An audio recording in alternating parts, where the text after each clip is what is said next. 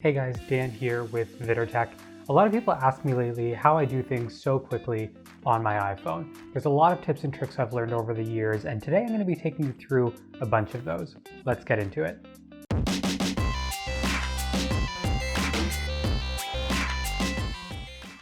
Alright, so some of these tips are going to be fairly straightforward, some of them are going to be more advanced. Let me know in the comments which ones you guys think are helpful, or if there's any that you think that I'm missing, and let's just go through these.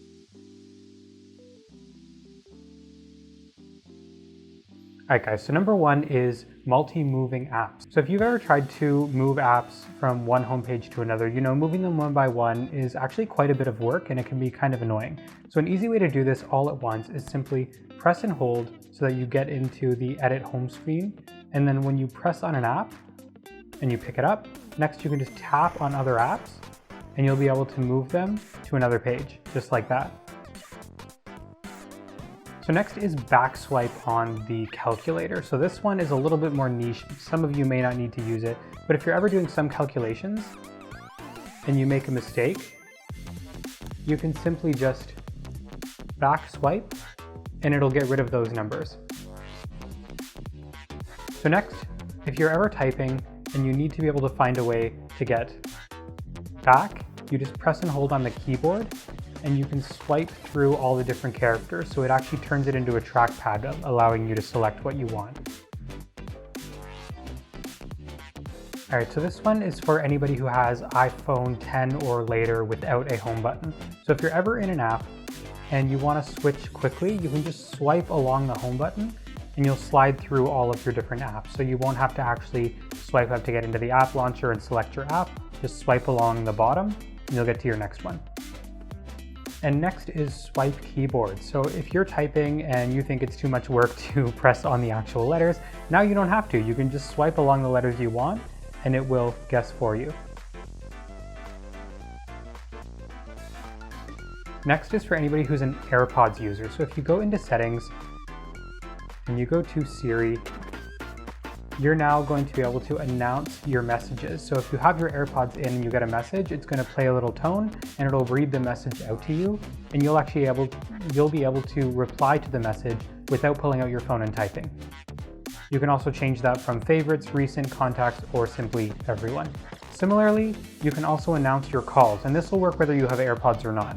So if you go into phone and announce calls, you can choose how you want this to happen, whether it's just in your headphones, or if it's in your headphones and car during CarPlay, or if it's just all the time. I personally have it set to always, so when I get a call, it'll read out to me either the number or the person who's calling, so I don't need to pick up my phone to know who it is. Next is offloading unused apps. So this one's going to be huge for people who don't have a lot of storage necessarily. If you go into your app store, you can choose offload unused apps, and that's going to remove unused apps, ones that you're not using very frequently, and then when you want to use it, it'll reinstall it for you. Next is read receipts. So you can turn off your read receipts for everyone, and then in messages, if you tap on the contact and hit info, if you go down, you can turn on or off read receipts for that specific person, so you don't have to have it on for everyone or off for everyone specifically. Next is for all of the online shoppers out there. So if you go into settings and you go into Safari, you're actually going to be able to autofill your credit card information. So you can go into that, it'll ask you for your Face ID, and then you'll be able to add your credit card information. And once you do that, when you go to a form online, it's going to automatically fill that information and you won't have to enter it in every single time. And that's going to sync across your Mac as well, so it's going to be all of your devices able to use a checkout much faster. And speaking of Safari, so if we go into Safari and you press and hold on the tab, you're going to be able to close all of your tabs at once. So if you have a bunch open, you're not going to have to swipe them manually every time. And next is the camera. So a lot of people have these questions. How do you record really HD 4K video? And some of you may just not have it turned on. So if you go into settings and you go over to camera, so now you get to select how HD that video is. So you can manually select 4K, and now your videos are going to be much more HD than they were. Of course, they're also going to be much more high resolution, so they're going to take up more space. And still speaking of the camera, so a lot of people notice this when you go to transfer some of your photos, rather than them being a JPEG, they're HEIC, which is Apple's high efficiency format, but it isn't necessarily compatible with everything. So if you want something that's much more compatible and have it export in JPEG all the time, go into Camera, go into Format, and then you can choose Most Compatible rather than High Efficiency, and that's going to let it save as a JPEG, which is compatible with pretty much everything. Next is sending your location. So if you're trying to send it really quickly to someone, and this is going to work with Google Maps or Apple Maps, just go to your home screen, press and hold or force touch on the app, and then you can just hit Send My Location. So next, for all of the smart home users out there, if you have a Ring camera, you probably know by now that it takes forever to get into your camera when somebody rings it, and half the time people could already be gone by the time you actually open the app. So we actually have an app called Rapid Ring where you're able to open your camera much faster. So next, if you're somebody who has a lot of mailboxes like I do, you may want to organize them in the way that you like rather than the way that you added them into your phone. So if you go into the Mail app and you just condense all of your mailboxes here, when you hit edit, you're actually going to be able to reorder them to the way that you want them to be. And then you're able to open them again and you have them all in the right order. So next is adjusting exposure on your camera. So if you open your camera and you want to get the right exposure, you can just press on the subject and you can drag up and you'll be able to adjust the exposure up or down to better suit your image. So if you're somebody who listens to music fairly often while you're going to bed, you're actually able to set a timer to stop that. So go into the clock app, hit timer, and you can set for however long you want it to be, whether it's half an hour, and then when the timer ends, you can actually choose to stop playing, and that's going to cut out any music that's been playing or any audio. But a lot of people don't know that in the Facebook app, you're actually able to customize this bar at the bottom.